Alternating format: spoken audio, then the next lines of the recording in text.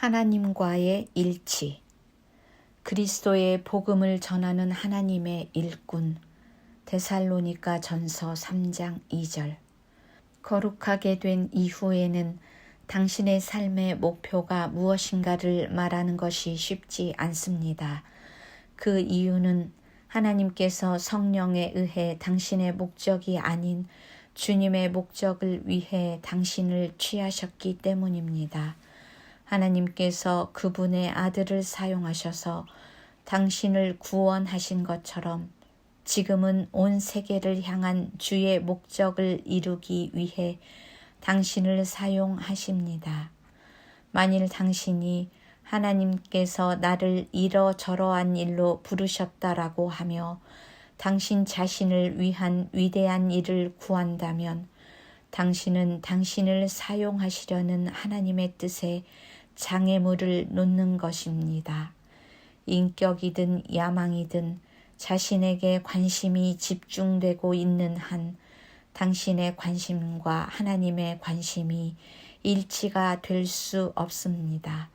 그러나 자신에 대한 생각을 버리고 이 세상을 향한 하나님의 목적을 위해 나를 사용하시도록 할 때 하나님의 관심이 당신의 것과 일치가 될 것입니다.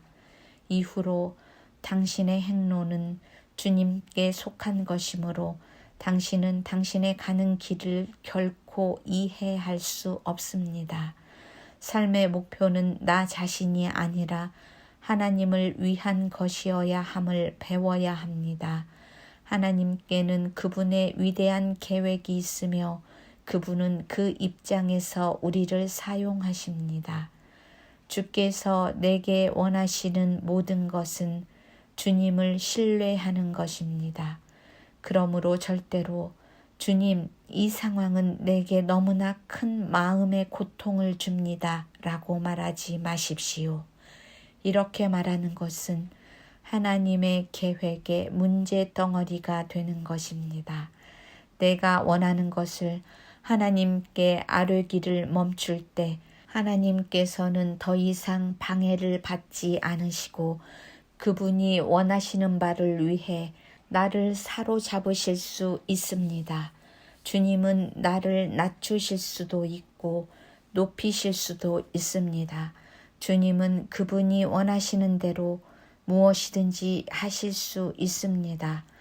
주님은 단지 내게 주님 자신과 주님의 선하심을 향해 확실한 믿음만을 원하십니다.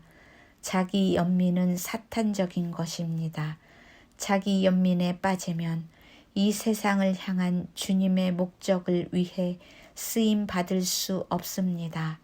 내가 이 세상 안에 또 다른 나의 세상을 구축한다면 하나님은 결코 그 세상에서 나를 나오게 하실 수 없을 것입니다.